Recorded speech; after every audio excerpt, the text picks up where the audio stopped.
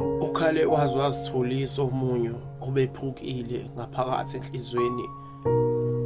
Ekhala ngokuthi ngabe uyabavezela inkinga uma ike waveza umphefumulo wakhe uyobe usuphuma. Wathi msizeni. Uthando akasalicabanga nomelele uma ngabe liphupha uvuka ngaso sikhathi aphinda khwife axosha uthando. Inkinga inothando. Omunye ngimfice eyibophewa iqinisa intambo.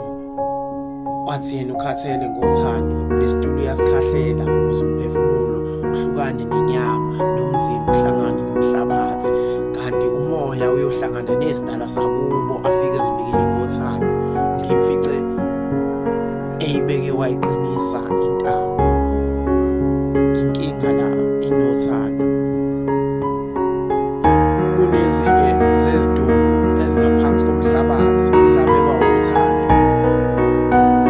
Inkinga nenhliziyo nayo ayinacala kumele ukwazi ukunembeza namehlo neqondo ikhona bekumele ihlazi kuyimakuthumela enhliziyweni la